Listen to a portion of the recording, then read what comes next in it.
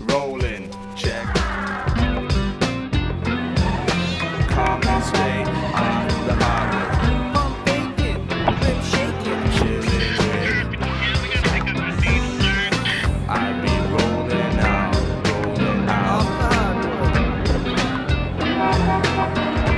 Off the hardwood. off the hardwood, straight. Coming up on Off the Hardwood, Paul Jones talks to Raptor centers Hakeem the Dream Olajuwon and Mamadou Njai about growing up in Africa, playing soccer instead of basketball, coming to America, and being teammates on the Raptors.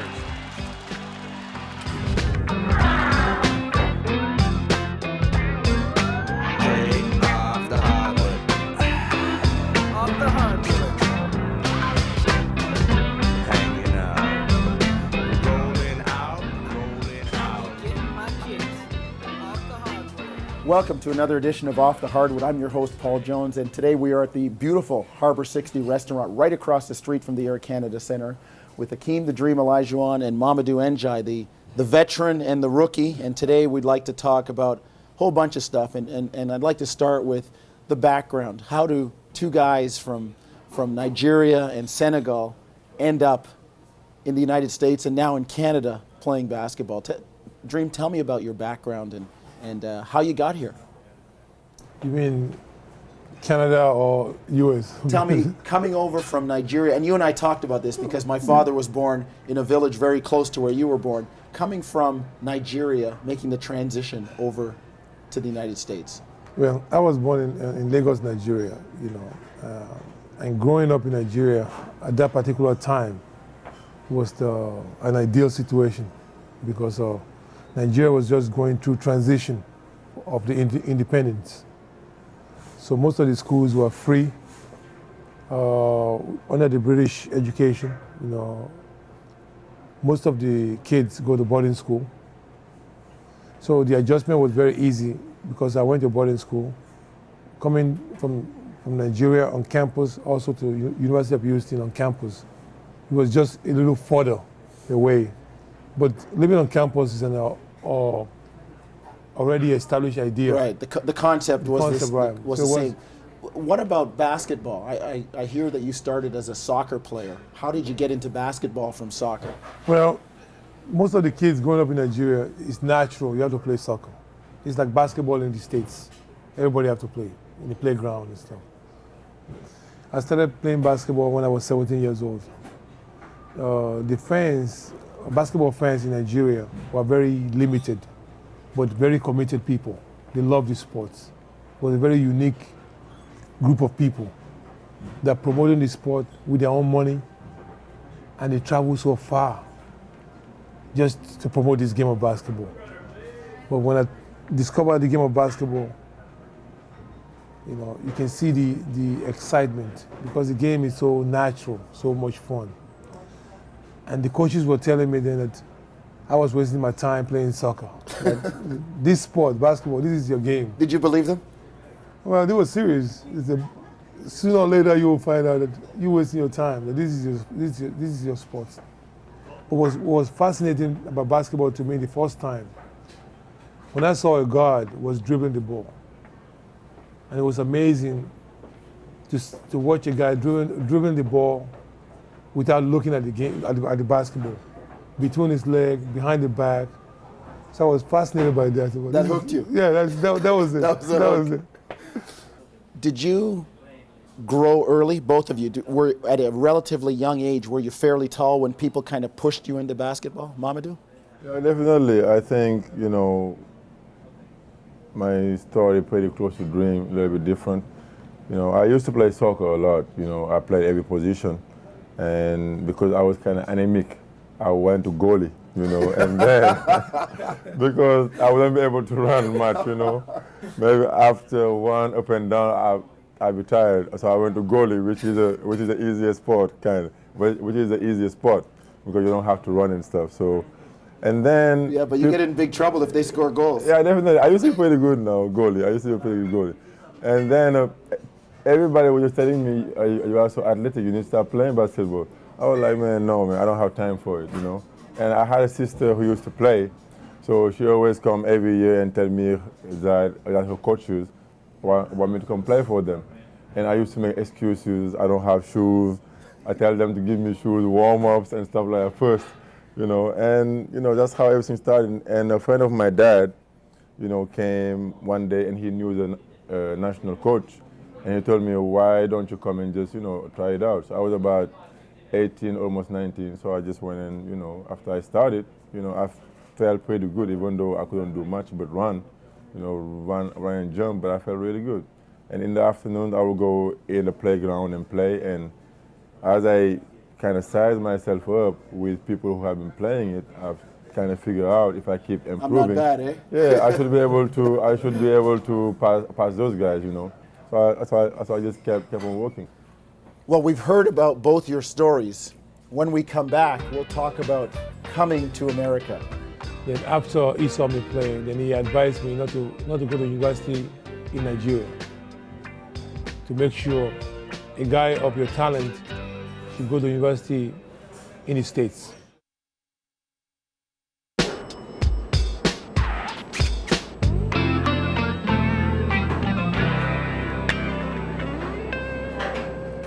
Welcome back. And while you were away, both of these guys had a chance to get into the food, but I'm going to have to cut them off now as we talk about coming to America. And Dream, I'd like to go over your story first. I love the way it was written, and I want to know, is there truth to the fact that you came somewhere else before you ended up in Houston? Yes, my first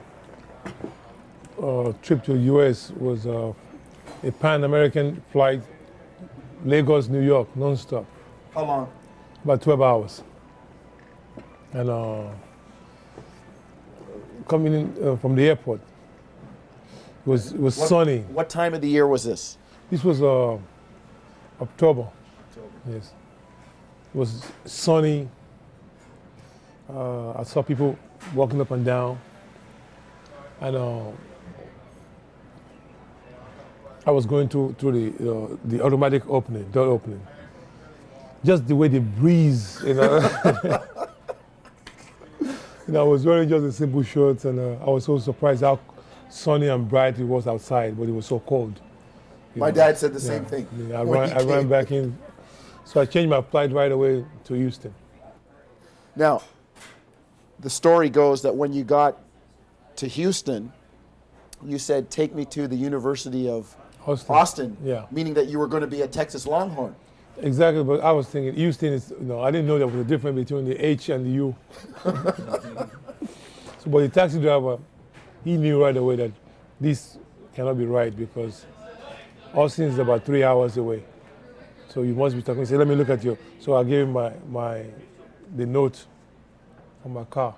So he looked also, oh, you must have Houston. So, and he also from Nigeria, the taxi driver. Then I started asking him some questions about how do you like Houston? So, oh, this is a great city and things like that. So it was warmer to start with. That was a good thing. Very nice. What did the coach say, or the coaching staff at the University of Houston say when a 7-footer shows up on their door and says, I can play basketball? They must have looked around like... No, they knew I was coming. We went for African tournament in Angola. And that's where there's a gentleman, his name is Christopher Pond. He was the national coach for Central Africa. We played against them. Then after he saw me play, then he advised me not to go to university in Nigeria. To make sure a guy of your talent should go to university in the States, where you have the opportunity to play professional basketball. Boy, did he take that one in, and Young, So I told him I didn't have any contact in the States. Then he took me from there to the embassy, where he called several coaches. And one of the coaches is the guy Lewis for University of Houston. So he made all the contact arrangement for me. Now, when you came to Houston, some of the guys on the team were some real characters. And culturally, how difficult was it to try and fit in? Well, I came in from a basketball point of view, because the team was the high recruited players from high school, like Michael Young, Clyde Drexler, or Benny Andrews. These are all American high school players. So I came into a unique situation where the team is set. They're just looking for a big man in the middle. So it was an ideal situation that that's where the nickname came in, the Dream, because this was like all of a sudden you walk into a situation where the both parties are needed, ideal situation. Mamadou, let's talk about your trip over. You came to a part of the country that was even further north than New York, in Maine. How did you end up in Maine? I don't know really, because it's a long story. What happened was this. At that time, I was getting ready to pass an exam to finish high school.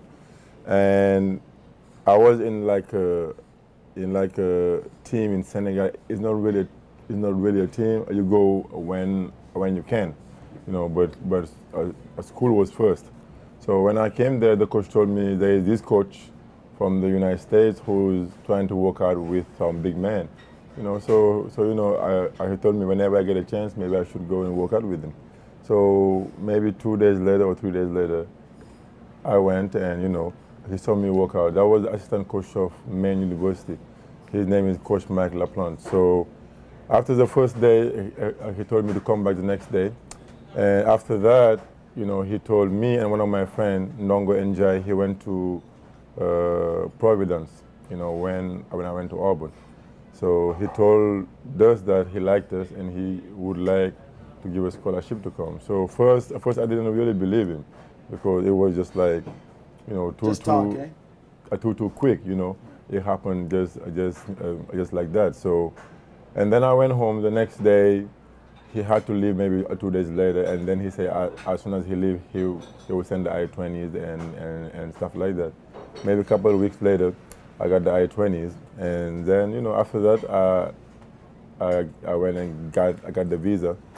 And the trip was pretty long, because first of all, I didn't know any English. Wow. But my friend Nongo, he was a little bit better than me. He knew about 3 or 4 words. So, you know, he was a boss then, you know. He looked like a big boy to me. I didn't understand anything, you know, and really I couldn't take care of myself then. The Houston Rockets, who are represented here by owner Charlie Thomas and his daughter Tracy, select Hakeem Olajuwon of the University of Houston. It is official. The well-attired Hakeem Olajuwon, who started playing basketball just 5 years ago from Nigeria, is now the #1 pick. He does not have to go too far. From the University of Houston, will now be playing incredibly alongside of Ralph Sampson for the Houston Rockets. Stand up here. Stand up here. Dream, you were drafted in that illustrious class of 1984, and there's still a few guys playing from that class. Michael Jordan, John Stockton, yourself, still a few guys hanging around. Knowing that your name was called first, or might be called first, what did that feel like? Well, you know, that was my first time going home. After 3 years, I went home to Nigeria because I wanted my parents to be at the draft. So my mother, she was sitting right there. And she didn't have any idea how big this was. Right. But she saw the crowd, and she just knew that our son was #1. That's you see, it's like I cannot express that feeling in her face, just to see that, wow, you know, whatever, how big it is, you know, and that made me so happy just that she was there. You know, for me, being the #1 is a sense of responsibility. You know, you are not coming as a rookie. You are coming in to establish something. I mean, you have to deliver. So that's more of a responsibility than a pressure to play. So I was looking beyond just being drafted. I was looking beyond making a difference on the team. So I know, as you know, the group of guys on that team are franchise players wherever they went. You know. So it was a very unique situation for us. Well, you've certainly had an impact on the city of Houston. I know that Toronto's hoping you'll have an impact on the city of Toronto, both of you. And when we come back, we'll talk about the relationship between these two guys and what the future holds in the NBA. If I had to choose between the two, I would rather be in Toronto because for some reason, I feel more in the mix basically. I fit in better. Time now for our Off the Hardwood Raptors trivia. Last week's question was, how many different NBA teams has Del Curry played for in his 16-year NBA career? The answer, 5. Curry spent a season each in Utah and Cleveland, 10 in Charlotte, and 1 in Milwaukee before joining the Raptors. This week's question is, how many Final Fours did Hakeem Olajuwon appear in at the University of Houston?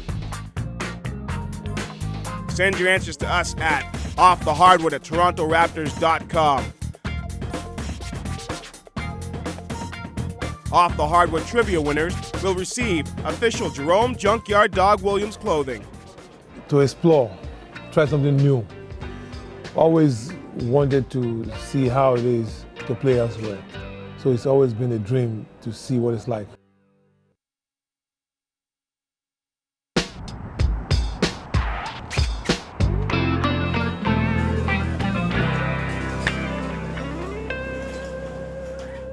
Welcome back. Now, not lost on us, I hope, is the fact that both of these guys are very skilled NBA players, and we sit in the midst of one of the top 50 players of all time.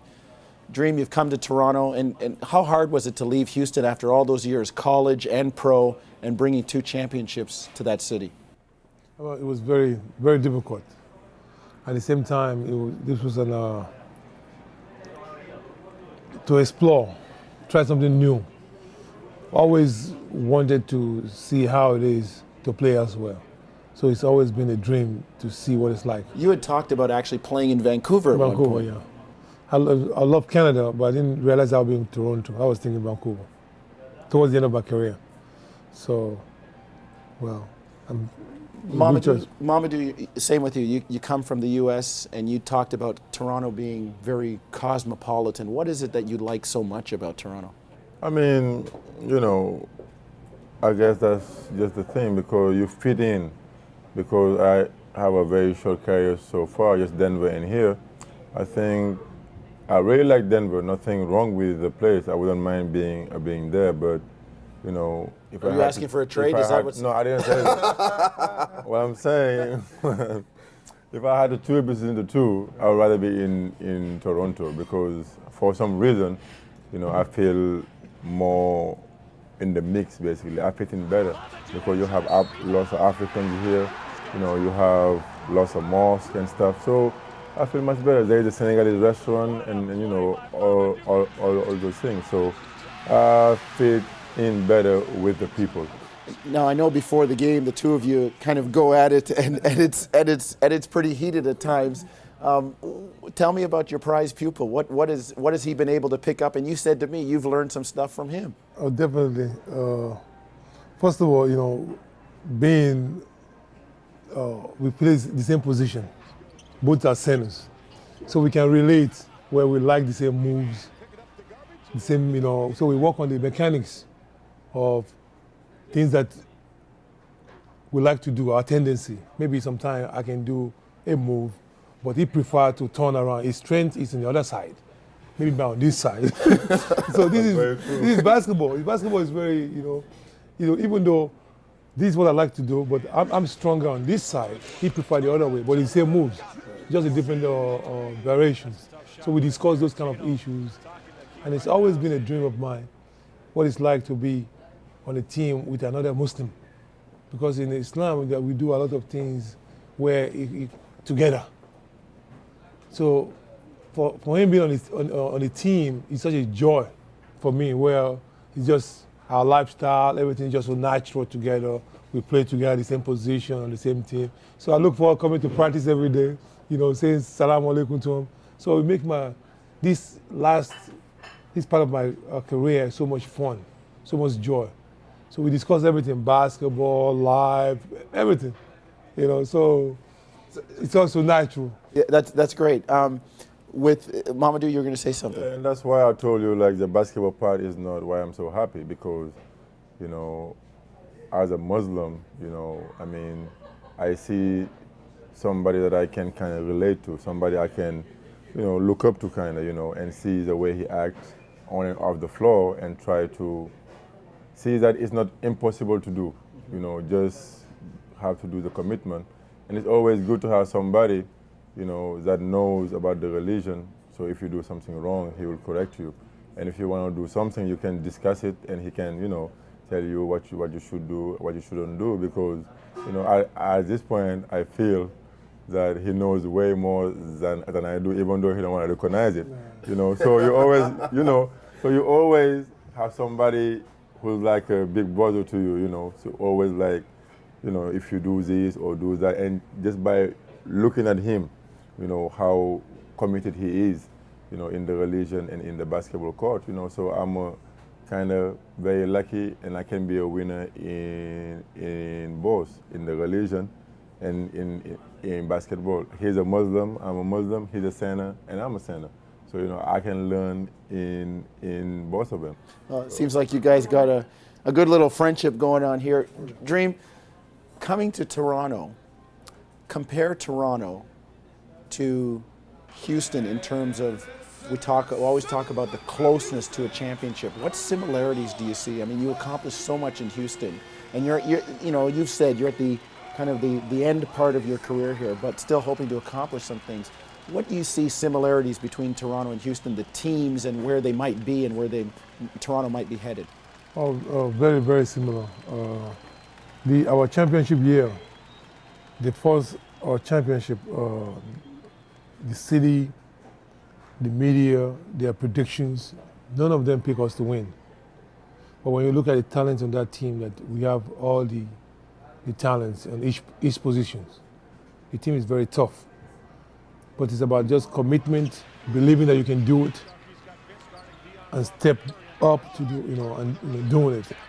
When you look at this team, there's tremendous talent in Toronto's team. And the possibility when you look in the East, for example, that in a 5-game series, 7-game series, which team we cannot beat? Is it impossible? Not, so you feel so comfortable that we have what it takes to do it. But doing it now, there's application and there's commitment. That that's what it's going to take to do it. But so I see the same kind of team, very similar. Somebody like Vince in this stage of his career, where so athletic, so dominant in his position, can create so much opportunity for the team. But taking that to another level by getting all the other guys to play in a higher level. So the team is there. You just have to make that commitment and believe that you can do it. Well, I hope that Toronto understands that both of you are committed to the team, and it sounds like both of you are really committed to the city. I really want to say thank you very much for joining us. Thank you very much for your time. I know it's difficult. We're in a time of the year when there's a lot going on. Thanks for your time. Great to have you guys. Thank you. Thanks for having us. That's another edition of Off the Hardwood. We'll see you next week.